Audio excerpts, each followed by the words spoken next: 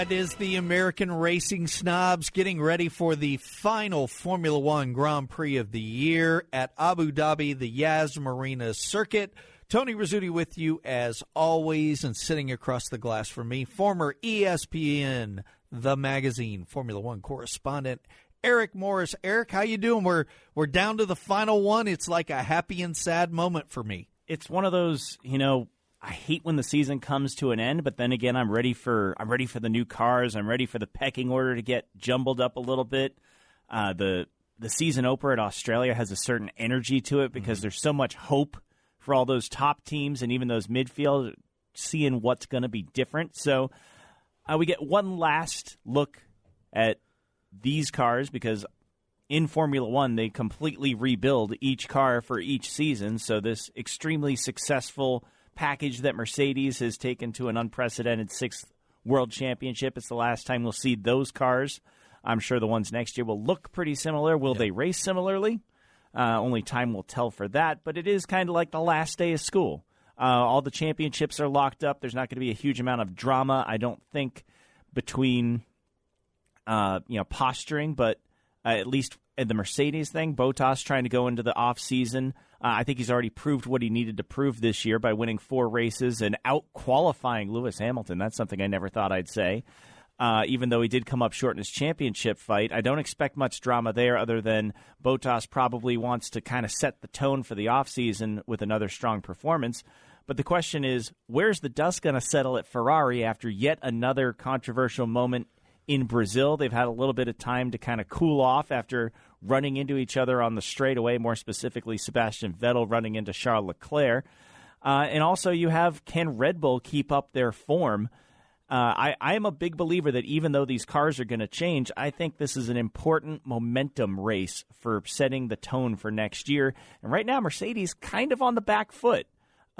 It's obvious to me that they're struggling to answer the gains made by Red Bull and Ferrari. Now, how much of that is because Mercedes has turned their focus towards next year, not to say that the red car or maybe the Red Bull hasn't done the same, but I do think a win would go a long way for the Silver Arrows, seeing that I was looking at this. Lewis Hamilton hasn't won a pole position since Hockenheim in the middle of the summer. Bottas has won pole position since then. I believe that was when you were watching in Austin. He was able to convert that into a race win. But this is traditionally a Mercedes racetrack. They have won every race at Abu Dhabi in the turbo hybrid era with Hamilton and Rosberg and Bottas combining for those 5 straight wins. There are a couple other races this fall that we went to, and that was part of our preview was, well, it's a Mercedes lockout. Even though they don't look like they had the pace, they were able to keep their perfect streak going at both Sochi and Suzuka, the other 2 tracks where they had won every single turbo hybrid era race dating back to 2014. I don't know if they've got this one, though, Tony. I'm concerned because qualifying is such an important part of this track. It's so hard to pass, and they have not been on form in qualifying this year. Yeah, this is where my confusion really was on who to take this weekend because, as you mentioned, this has been such a Mercedes-dominated race, but they were not very fast in Brazil. They were just were they a podium car? Absolutely were. They had that kind of speed, but they didn't have that dominance that we've seen in the past. And another factor, Eric, that I haven't heard a lot of people talk about with the Mercedes, I can't recall. Now, you follow that team a little bit closer than I do. I don't recall the Mercedes taking any massive grid penalties to replace engines. I almost wonder if those engines had to be turned down for Brazil to get them through the end of the year. You certainly don't want to put another power plant in if you don't have to. It's Everything's pointless locked to do up. that on the last weekend. So why not just, tune them down and hopefully, for this final race, you give them what they can. If they go pop, they go pop. This is a race where we see engines go pop. I think we had 2 or 3 last year that just expired because you have nothing else to wonder about. I just wonder how much pace is still in that Mercedes engine. That's where I really had to debate on who to pick this win or pick for the win this week. But this race, usually when you get down to the very last race and everything's wrapped up, they usually, in a lot of series, tend to be really boring races. This one last year was anything but when you think back about it. This was the race in which Lewis Hamilton won by 2 seconds over Sebastian Vettel. Again, right there you go, kind of meh. and then Verstappen was third, 12 seconds back. If you just look at the podium, you go, wasn't much of a race. But this was the race in which Grosjean gets into Hülkenberg at the very start of the race, like 4 or 5 corners in, flips him upside down. It's the "I'm hanging like a cow" comment that happened with the fire and everything. So that was exciting last year. Then if you'll remember, Ocon and Verstappen went at it for lap after lap, and this coming off of what happened in Brazil last year, in which Ocon, being the lap car, got into Verstappen, or Verstappen got into him, however you want to look at it. Those two traded paint to the point that Verstappen literally slammed him off the road in the hairpin. Just moved him after about 3 laps of them trading it off. Verstappen said, gloves are off, I'm just going to move you. So we had that last year. We had the engines going pop. This race typically leads to something a little bit crazy somewhere on the racetrack. I think it should be a good one. And my picks are going to be determined by who do I think is going to deliver in qualifying. I mentioned that all those Mercedes wins came from the front row. Looking back, only one driver has ever won at Yas Marina from off of the front row. You have to go back to 2012 with Kimi Räikkönen. You know what was memorable about that race? Mm-mm. That was the "leave me alone, I know what I'm doing." Yeah. That was a good drive for Kimi. That was T-shirt number 1, right? Oh yeah, that was one of the most memorable Kimi Räikkönen radio transmissions among many in Kimi Räikkönen's career. That was the only time it's been done. So if we're looking at qualifying pace, it's going to be hard to pick a Mercedes for me, even though this has been a Mercedes track. And I do believe that, count out Lewis Hamilton at your own risk, especially when it comes to qualifying. Not his best season with that, by the way. Only 4 pole positions, lastly in Hockenheim, as I mentioned. But you have to go back to like 2012, the last time he scored this few pole positions. He's got a pole in every single season of his career. But even in that Mercedes that wasn't very competitive in 2013, that only won 1 race, he won 5 poles in that. He won 7 poles the year before in a McLaren that really wasn't up to the title fight. So this is kind of strange air for the Mercedes right now. And I know it's not all about this weekend for them. They're focusing on the future, but I do think a strong performance this weekend. I hate to count out Lewis Hamilton, but the way things have been going on Saturdays, Bottas has been slightly quicker in getting that money lap out of the car in the second half of the season. And I think that the upgrades on the Red Bull and on the Ferrari have kind of made this a real tough one to call. Who are you going with? Now that I've given you all the logic and not made a pick. No, but I'm having the same problem you are, because I have a really hard time picking against Mercedes. I have a hard time not picking one of the Ferraris, thinking they got to turn it around, right? After being called to the carpet in Maranello, they've got to, at least one of those cars has got to be good. And Vettel was good there last year. But I got to be honest with you, I'm a believer. I'm going with Max Verstappen, and you scare me with the front row comment, because I don't know that he has necessarily what it takes to win a pole there. He was 12 seconds off the pace at the end of the race last year. But that Honda engine... Well, it's because he was fighting with Ocon. In that, he did. It was ridiculous. That team, where they were at last year with that engine compared to where they are now, and how absolutely dominant they were at Brazil. I mean, that's a track where you still have areas where you need that long front straightaway horsepower, and you've got that straightaway right after the downhill run after turn 1. There's areas there you can use it. This has some twisty bits as well. Totally different track, a lot longer track, but I'm going to go with the Red Bull, and I'm going to say Max makes it 2 for 2, which would be a huge, huge, momentous gain for that team going into the offseason. That would just be crazy good for Christian Horner in that team. And Honda's got to be pounding their chest big time, especially with the Toro Rosso beating the McLaren last week on the podium. Yeah. At Interlagos. I know there's still some nastiness between our friends from Japan and the people curating those orange cars just behind them on the grid. Could you imagine where McLaren would be if they had that Honda power right now? Yeah, it's hard to say. I feel like they'd almost achieve escape velocity from the midfield fight if they had a little more horsepower, because I think it's obvious that Renault is the least powerful engine on the grid right now. If McLaren could have taken their medicine for another year or two. They did all that work, took all those lumps, all those hard feelings, and now it's Red Bull and Toro Rosso who are benefiting from all of those blood, sweat, tears, and gears that McLaren put in starting, 2015? Yeah. It's you shudder to think about what could be for them, but they are clearly the best in the midfield. They got a good chassis. They're doing okay with the Renault power, but I back to our picks, I was up in the air 50-50. Well, let me just tell you, the what ifs are what make us racing snobs. Yeah. Playing the what if game is you got so a good much what fun. If game and we're going to do that. That was the segue. Yeah. We have a good what if for you. To me, on the Honda McLaren thing, because they've been so good in the midfield this year, this almost feels like the Albon Gasly thing. Like, it's worked for both companies. I don't disagree with you. I think the current Honda power in that McLaren makes them even better. But at the end of the day, both teams got better. Honda got better with Red Bull and Toro Rosso, and McLaren seeing as good a results as they probably could have expected in the midfield. So to me, it feels like a win-win. Now back to your picks, because I'm curious where you go. First of all, what do you think of my pick of Verstappen? I was 50-50 on whether or not to take Verstappen. Just 2 in a row for Red Bull? That just, in the turbo hybrid era, that just, I don't even feel comfortable with it. Max is driving as good as Max has ever driven. He is becoming a scary, complete package threat. If you're a fan of the red cars or the silver cars, Max Verstappen can get up there and compete in almost any situation right now. Now that he's got a power plant and a chassis that agrees with him, I think he's a real... Well, he used to be like Vettel was this year.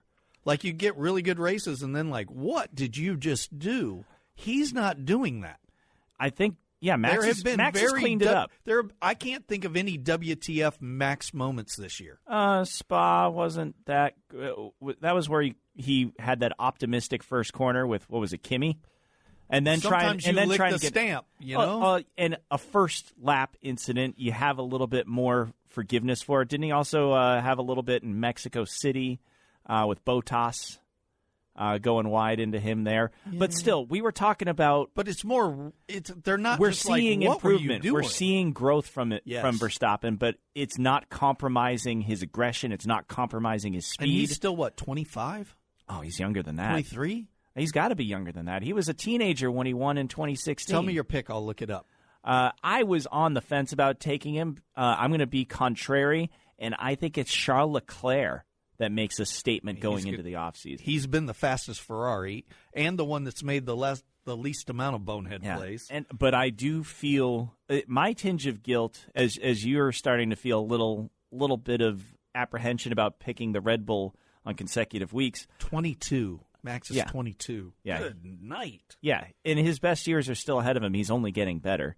My apprehension is don't ever count out Lewis Hamilton. Don't count out Mercedes, because Bottas has had a great year as well.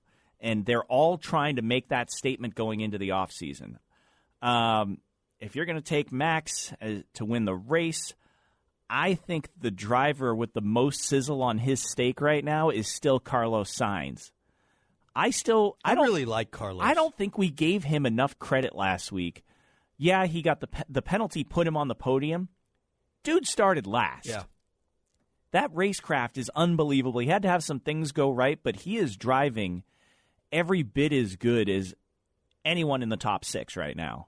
I think that it's hard to separate the McLarens because it's been so unfair with how Norris has had more stupid crap go wrong, whether that was in qualifying, they compromised this weekend, grid penalties. Yeah, for a rookie, he hasn't made that many mistakes. No. It's been more reliability. And there's not a huge pace difference between himself and Carlos Sainz like you see with either Gasly or Albon compared to Verstappen. And remember, Carlos Sainz has kind of, I won't say he's been through the ringer, but he came up in the Red Bull program. Then went to Renault. Went to Renault because there wasn't no place for him. Yeah, and if Ricciardo makes his move at a different time, there's a real obvious 1-2 at Red Bull. These two drivers that came up at Toro Rosso together. And remember, Sainz held his own against Max Verstappen when they were both in the Toro Rosso. Max was obviously destined for that senior team with the speed that he had.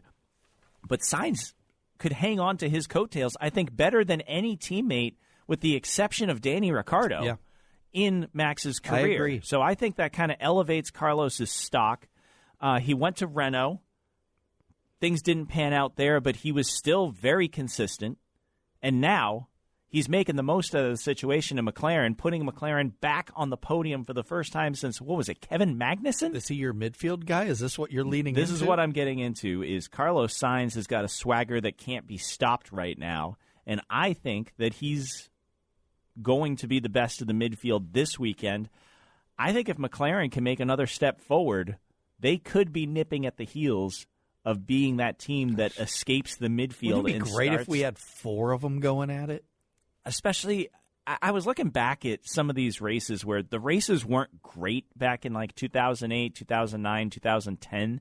You saw the races were kind of predictable unless you had some weather. It was almost always a one-stopper.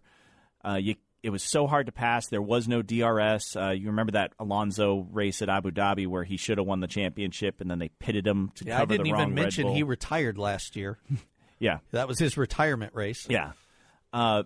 It was a different era, but what I loved about those seasons was you'd show up at the racetrack and you weren't sure who was going to have the advantage. Was it going to be McLaren? Was it going to be Ferrari? Was it going to be Renault? Was it going to be BMW getting in there and mixing it up? Because they used to get on the podium fairly regularly with both Kubica and Heidfeld. It was very rare that they'd fight for the win, but they could take an odd pole position. And right now, we just don't see that. I would love to have that unpredictability on the pecking order paired with the good racing we have right now, because the racing, I think, could it be better? Absolutely. But I think it is a lot stronger than it's been in probably the last decade in terms of entertainment factor, and with the exception of that Paul Ricard race that we had earlier this year. So if I'm going to take Carlos Sainz, who are you got? Who are you going Danny for? Danny Ricciardo. I think this is where Renault decides final race, turn the engine. It's either going to be best of the midfield or kablamo for Danny Rick. I think he drives this track very well. I think he's very skilled around here. I think he has something to prove going out strong, and I think Renault gives him full power, and it's best of the midfield or bust for Danny Rick. Nice. I like it. Yeah. You got anything else you want to talk about F1 before we get into your what-if scenario? Yeah, a little bit of news. Apparently, we'd all been waiting for Kubica to sign with Haas, or Haas, if you're over on the other side of the pond. But now it looks like he may sign with Racing Point. Huh. Wonder if Mr. Stroll decided to whip out the wallet and throw a few more greenbacks on the side of that. That was an interesting change. Or was Haas not going to let him do something else because he still wants to race in 2020, and a lot of talk about DTM, which you've brought up several times on the show, but Racing Point seems to be the place now where Kubica could end up to help them develop that car. Well, I know one thing that Kubica wanted in a test roll was that he'd get some FP sessions. You know, FP1, get out there and actually drive the current car. Because of the testing ban that we see, with the exception of preseason, you don't get to try these cars out. So if you're trying to improve the car from a simulator point of view, a driver like Kubica is going to want to actually try the genuine article to make sure that this virtual world that he's now being thrust into correlates to the real car on the actual road. And both Magnussen and Grosjean said, I'm not giving up for an established driver who's our simulator driver. You know, there's an incentive to put a rookie in there. And we've seen some of that this year with Nicholas Latifi and Naoki Yamamoto, among others, getting some FP1 sessions. But this is different when it's your simulator driver getting that. I wonder if Racing Point is offering a more favorable terms, maybe not just financially, but also they could be willing to say, Checo, you've got enough laps here. Let's put Kubica in the car and make sure that our simulator program is getting what it needs as well. It's an interesting turn because everybody pretty much thought the Haas thing was done. In fact, Gunter Steiner's like, we're just waiting on his answer. And, it's not official yet, right? We're not still waiting. Official. I hadn't seen anything official. I just saw that on like the tabloids. A little speculation that suddenly now Racing Point's in play, so that was interesting. And don't want to talk about it today because we got another what if, but I've mentioned before Williams and kind of where they're at and showing, at least over the last few years, and I think even going into next year, no gains. I don't see any scenario in which Williams is suddenly back in the top 3, and I think they're way too far behind to even be in the top 4 or 5. Want to talk at some point in time, maybe after next week's race, about knowing that and knowing that things just change. Would they, for the good of the company, for the long term of the company, should they not just make a deal? And I know Mercedes is in play to be sold, potentially, to be that Mercedes kind of development team, much like some of these other teams are for big ones. I know they don't ever want to go there, but I don't know that they ever get back. And when you think about Latifi and Russell, that's a development team. Those are 2 young guys that everybody thinks has a lot of skill, but they're not there. They need tons of seat time. They need a lot of help. Maybe it's time to just bite the bullet and get a lot more help from somebody else to at least be fighting in the midfield, because they're the laughing stock. But again, quick comment from you, but that's another topic for another time. But I want you thinking about it. I want our fans thinking about it for some comments. Technical alliance, yes. Talent pipeline, feeder team, never. Williams will never, ever allow that. Well, then they're never going to be anything but at the back. I'm just saying, I think time has passed. But, so there was an interesting tweet out there. This one came from @BanterF1, F1 Banter. A lot of people follow. It was a picture of Lewis Hamilton exiting the car after his gearbox failure while leading at Singapore, and I think we decided that was 2012, correct, Eric? Yes. The caption says, "It's actually mad to think how different the turbo hybrid era of F1 would have been if this had never happened." So the story goes that Hamilton admitted it was that race in Singapore that was his last straw in what was a frustrating season due to reliability, and that he sought out Nicky for advice after that race, and a week later or so, he signs the deal with Mercedes. The idea of the tweet was, had Lewis gone on to win that race, and he was dominating at the time, would that maybe have been enough to make up for some of the short givings of the season and giving him hope to stay at McLaren? And if he never leaves McLaren, then somebody else takes the Mercedes seat, and, you know, the cycle continues and you have a different type of potential championship. It's a bizarre out there what if, and it's maybe the biggest what if of what ifs that could never be answered. But looking back, it did tweak my curiosity a little, because it was that race. Lewis has admitted after that race he was done. He wasn't coming back to them. He'd been talking to other teams, and it was Nicky. That's where their relationship got really tight, and Nicky convinced him to take the Mercedes role, which you and I have talked about before. At the time, wasn't necessarily this big jump. He was going lateral or backwards when he initially made that thing. What was your thought on, could it have been different? What would have been different had he not done that? Well, obviously the ramifications are huge. I think Michael Schumacher still retires at the end of 2012, and Mercedes has a seat to fill. Lewis was the linchpin all summer because we knew he was coming out of contract. We were doing a show, actually. It was John Andretti and I were doing a show that year. Was that standing start at that time? The paddock. It was the paddock, yeah. so it did move to the paddock. Yeah. We changed it from standing start to the paddock because we wanted to include more IndyCar, because we were doing a full hour of like scheduled interviews and stuff like that. Anyway, we were both surprised. But we knew that there was speculation about Lewis Hamilton, and it wasn't just performance. It had a lot to do with being a McLaren man, and what did that mean at the time? And real quick, for some of our new listeners that maybe have gotten turned on because of the Netflix series or have found us and they're in this new kind of renaissance of Formula One, at that time, what was the feelings on Lewis Hamilton, racecraft and competitor? Because he certainly wasn't potentially the GOAT at that time. No. Was he more of like where Max is, this kid with a lot of talent, and if we get the right car around him? Where was he in the pecking order then? He was already a world champion. Remember that. He should have won it as a rookie, if not for one, Alonso trying to torpedo him, and two, a couple very silly rookie mistakes that he made that cost him some very valuable points. He did win the championship in 2008. The potential was obviously there, but you got to remember, we were living in Sebastian Vettel's world at that point. He was in the middle of locking up his third straight and what would become fourth straight world title, and we're looking at Alonso and Hamilton were living in kind of like the era of Jimmy Johnson in NASCAR, where it doesn't matter how good Harvick or Hamlin or Truex could have been. There just wasn't much scraps left for these other guys because one person was dominating it.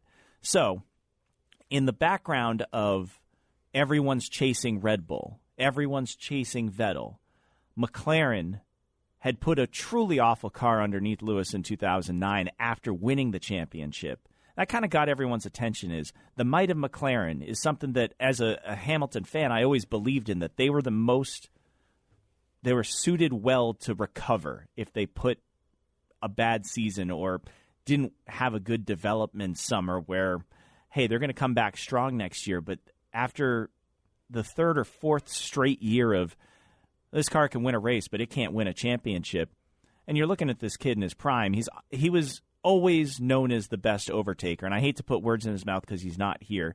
John Andretti, big Ferrari guy. He was super critical of Hamilton and McLaren because of some family history, the way things went down with Michael, and I completely understand his point of view towards Ron Dennis specifically. But Hamilton was supposed to be Ron Dennis's wonder kid. John was always eager to point out to me the things that Alonso did as a complete driver that Hamilton did not. Racecraft, tire management, when to be aggressive. Everyone knew that if there was a car that needed passing, Lewis Hamilton was your guy. I'd put Danny Rick in that same category right now as exciting overtakers. But Hamilton was not, as you said, even a shade of the GOAT. He looked like he would probably be a 1 or 2 time world champion, clearly a talented driver, but he didn't have this written all over him. It wasn't super obvious, but I was thinking Jenson Button beat him in points one year there because Button was, at that time, a slightly more complete driver. Some of that was reliability. Some of it was just racecraft. But Lewis, as we've seen over the last couple of years, has taken it to another level. It wasn't completely out of the blue that he could be leaving McLaren. I don't think anybody thought it was going to be to Mercedes because we knew that Mark Webber's career was winding down, and we didn't have this track record that we now have a much bigger data sample of Red Bull promoting from within. The only driver Red Bull has ever promoted from external teams was Mark Webber. And you could also argue David Coulthard, who was there at the start. But I actually asked Lewis point blank in a press conference about his relationship with Horner. Everyone thought he was going to try to get into Red Bull because that was the car that everyone wanted. That was the move we were all wondering is how many more years does Webber have in him? What would a Vettel-Hamilton Red Bull situation look like? This could be real interesting. That's what we were all thinking. And when he went to Mercedes, who had won a single Grand Prix at China in 2012 after being rebranded from Braun, Mercedes looked like this big, empty shell. The Petronas Tower, a mighty impressive thing like that, but it had no substance in Formula One. It had Michael, who definitely didn't get the car that he was expecting when Ross lured him out of retirement, and you had Nico, who was a super talented young driver, very highly regarded, over-delivered in the Williams in the mid-2000s.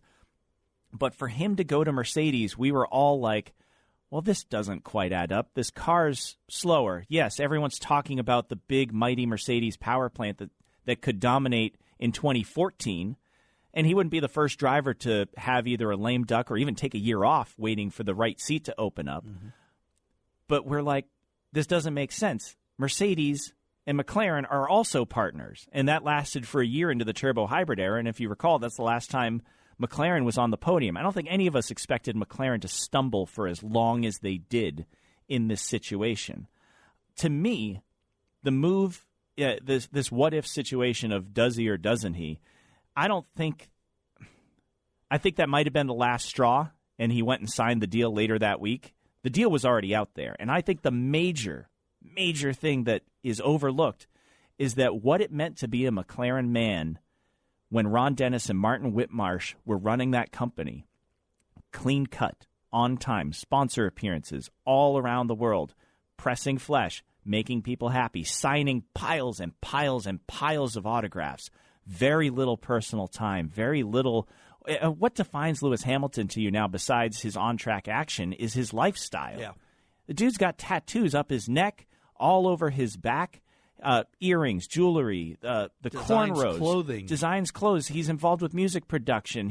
I know he's famously gotten rid of his jet recently, but the jet set lifestyle, it was not a classic Formula One image, and it was never going to work at McLaren. I think as much as any single gearbox failure, the freedom that Toto Wolff and Ross Brawn and all the people who are at Mercedes in 2012 and 2013 and were in this negotiation, that is to me what lured him.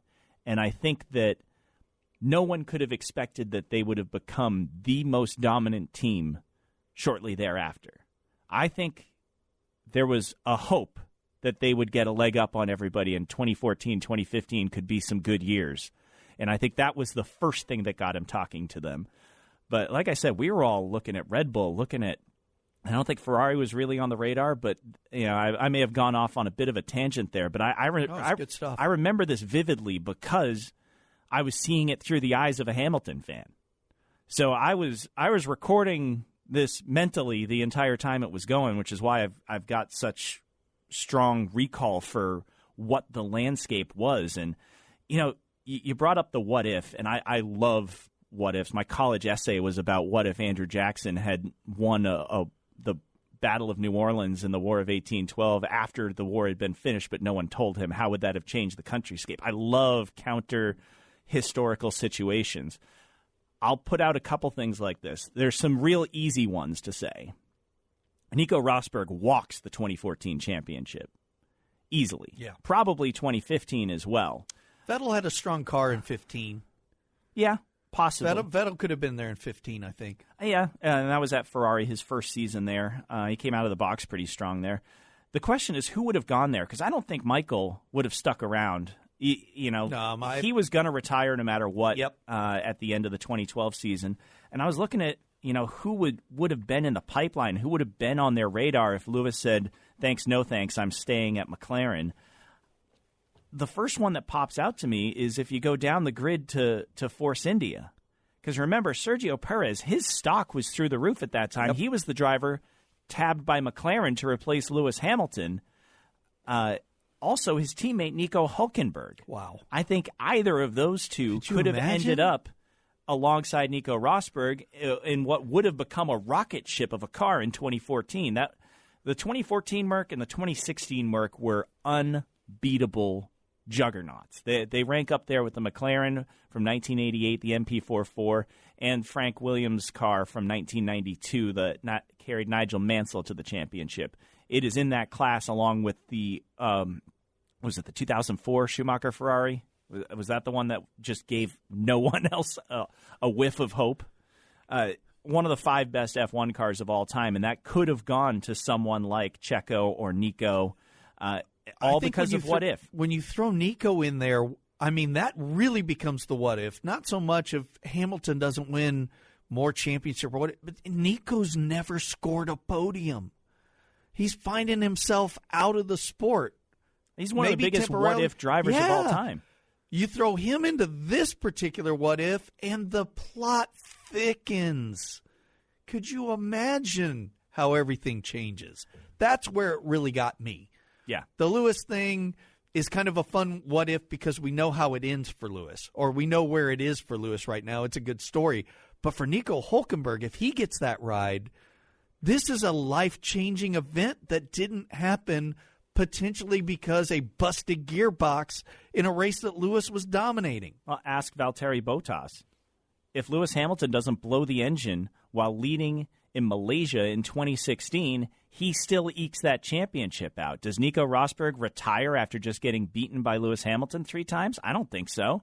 Life-changing event for Valtteri Bottas, who would have gone down with the ship at Williams. Yeah. Instead, he won 4 races this year. It's Formula One, more than any other form of motorsport, is about timing with your career. You got to make the right decision, and you got to be a little bit lucky. I always think about Chris Amon, the driver who won Le Mans for the Ford in 1966. Probably shouldn't have if you haven't seen that movie yet, Ford versus Ferrari. He was teamed with Bruce McLaren. He was the most unlucky Formula One driver in terms of career moves in history. He drove for Ferrari in their lean years, went to BRM, who had won their championships just when they started to cool off. I think he drove for McLaren briefly. Never got a victory. He was a driver who was so quick that if they had awarded points on qualifying instead of the races, he would have been the champion, I think, in 1968. He out-qualified everyone that year. Never won a race. Sir Jackie Stewart said if he became an Undertaker, people would stop dying. That's how unlucky Chris Amon was. And it's all about the moves you make. Ask Fernando Alonso. He's the modern-day Chris Amon, although Fernando did win 2 championships and has won races with multiple teams. You think about what could have been. I love going on these hypotheticals. I think this is a good off-week thing to revisit is what if this person had done that. But yeah, thank you for pulling that tweet out of the hyperspace. Well, and it there really for grabbed us me to argue about. I follow just about everybody that talks Formula One, and again, we brought up things that are a little bit tabloidish, but we just throw them out there and we discuss different things. It's part of the fun of being part of the F1 community. But when I saw this one, it really kind of struck me because we've talked about, when we were debating the top 10, top 5 greatest all-time drivers, to be fair, you almost have to do it in eras. Like, this was the best driver of this era because it's so hard to compare the eras. In the same notion, this was the linchpin. The move of Lewis Hamilton from McLaren to Mercedes was the linchpin of this latest era. And if we can actually point it, and we can't necessarily say that this was the one, but Lewis did admit this was the final straw, but obviously there were other straws, so he may have moved anyway. But if you could actually point it to this very moment in time, a gearbox failure while leading at Singapore, I'm going to talk to Nicky, and I sign with Mercedes 10, 14 days later, it's a done deal. If this was the linchpin, if this was the turning point, what an incredible moment in Formula One history. That you could easily overlook. Yeah. I think that the gears were moving. Great job in by that, Banter F1 posting that. It's a great point. I think that those gears were moving, but that probably hastened putting pen to paper. Yeah. Good stuff. Again, if anybody has any comments like that, throw them out to us. We love to talk about it. All right, we got to take a break here on American Racing Snobs. There's a ton of news coming up in the Morse code report. I know some IndyCar, which affects IMSA, a lot of other things going on. We'll take a break and come back with all that right after this. Here's your chance to win a set of your very own Hercules tires. Go to HerculesTires.com/MRN. Simply register, and each month we'll give away one set of tires. Hercules Tires has the value, selection, and industry-leading mileage coverage to get you wherever you need to go, no matter where the road takes you. Register now for your chance to win a set of Hercules tires at HerculesTires.com/MRN. Hercules Tires. Ride on our street. Hello and welcome back to American Racing Snobs. Eric Morse alongside Tony Rizzuti. So much to talk about in the world of motorsports this past weekend. We're going to start with Formula E. Back in action for Season 6 with a doubleheader at Saudi Arabia. A new era with now a lot more manufacturer support joining there. Tony, we're finally seeing the fruits of all of those crazy blockbuster changes, like when Audi and Porsche quit Le Mans and when Mercedes left DTM.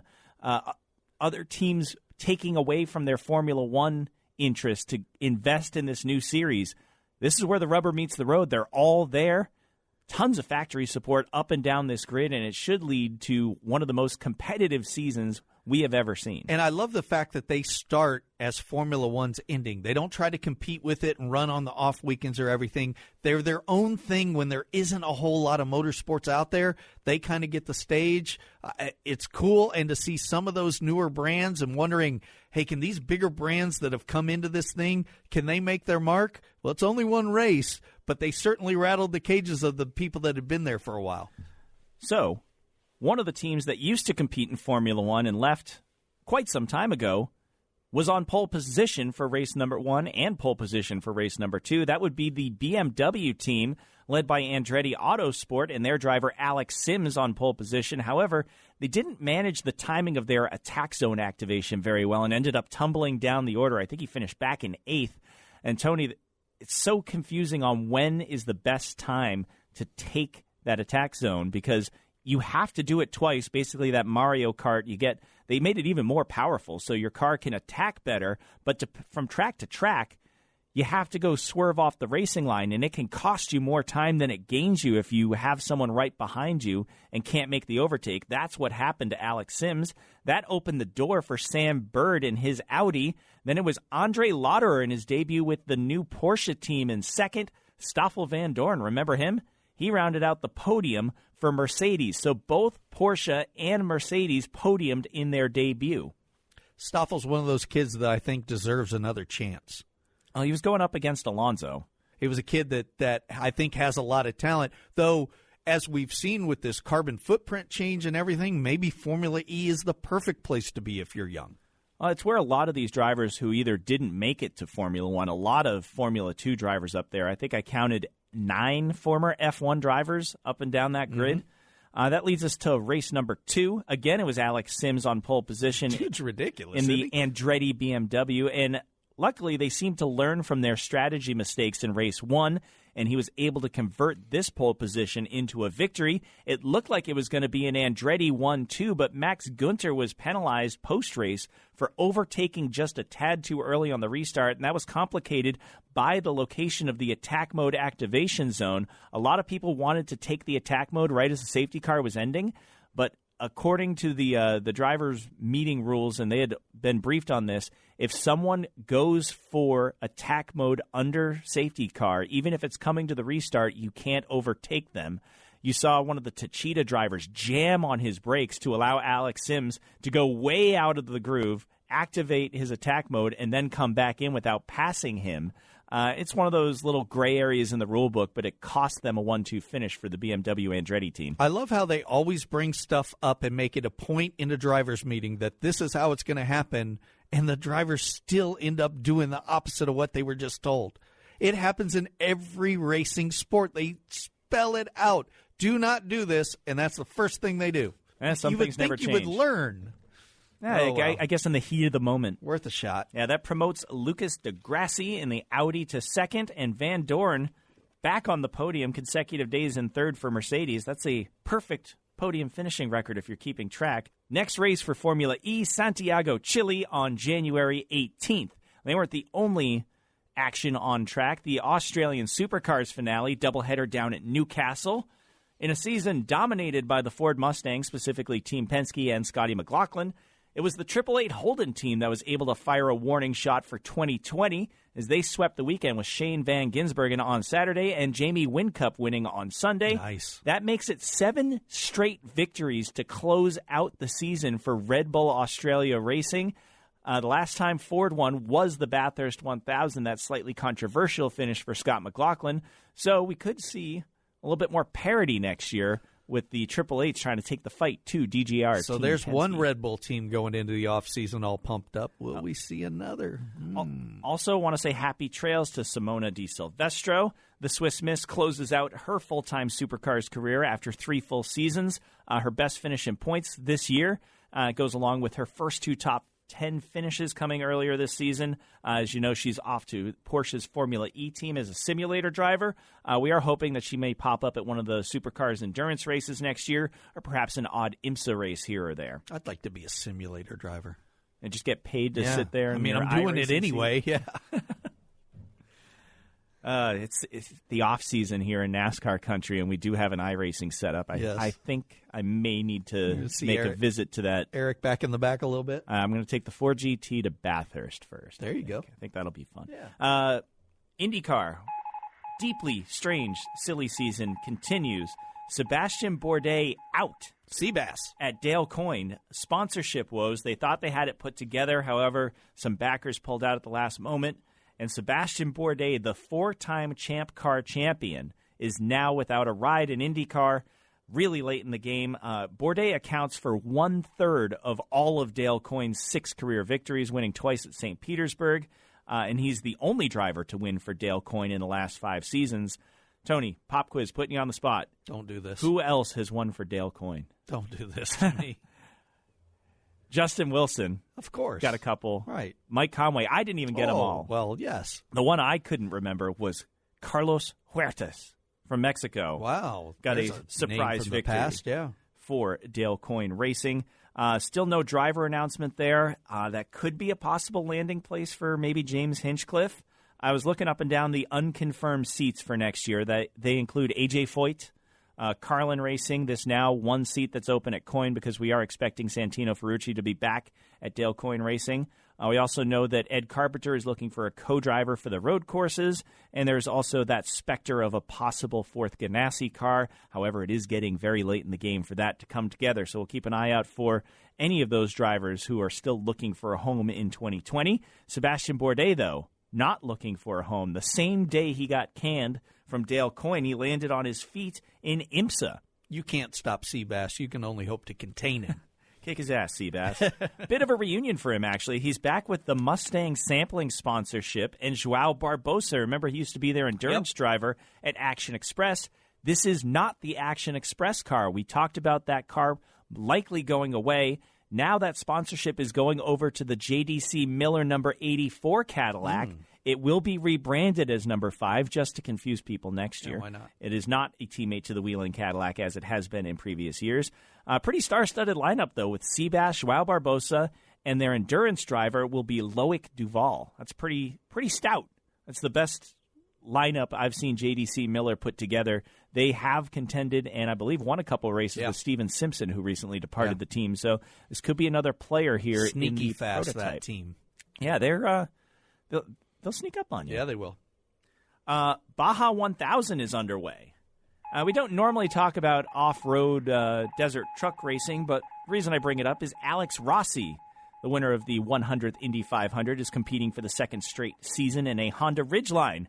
On day 3, Rossi started in 3rd position, worked his way into the class lead before having what is being described as an epic rollover. Ended up wheels up in a ditch. The locals, as they are wont to do, helped out, pitched in, put the truck back on all fours. He was able to finish the day. However, the team had to retire on day 4 near mile marker 250. I don't think he's going to be alone in that. That is a race known for its high attrition. And Robbie Gordon himself said that this year's course is one of the most difficult routes he has ever seen in an off-road rally. So that means I'm sure Alex Rossi will be in good company and not being the only world-class driver wheels up in a ditch. Something about Baja, you know? I think Jimmy Johnson ran that one time, and he said there are a lot of people out there that'll change the course to intentionally make you crash, and he was one of them. They changed the course. He went right off this sand dune and just buried it in there. Wile E. Coyote and then they action. all come out laughing, and they sit around and bring you food and stuff. And he's like, what? It's like when they paint the on the road on the cliffside where you just paint the tunnel entrance like in the Roadrunner cartoons. Yeah. The Mexican equivalent of Wile E. Coyote. Yes.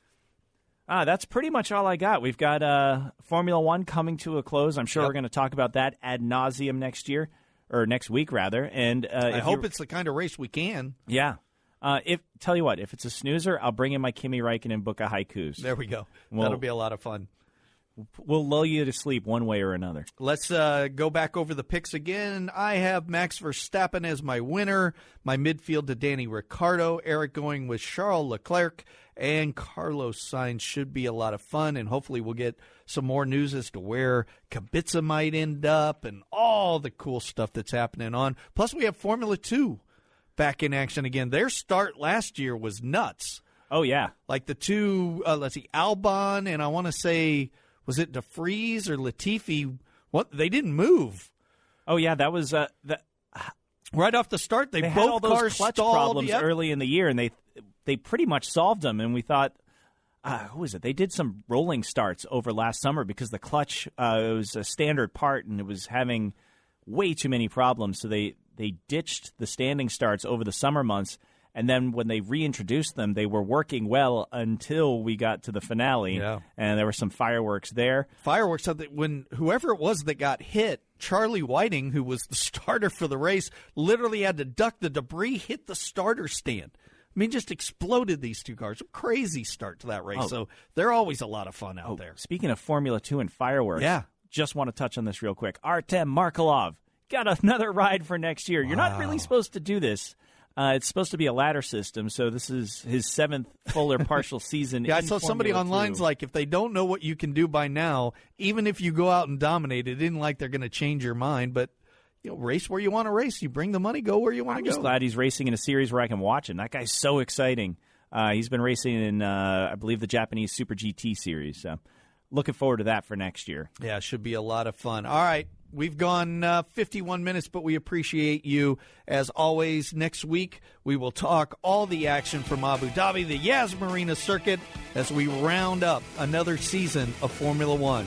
For Eric Morse, I'm Tony Rizzuti. Follow us on Apple and Spotify, like us on YouTube, and we'll talk to you next time on American Racing Snobs.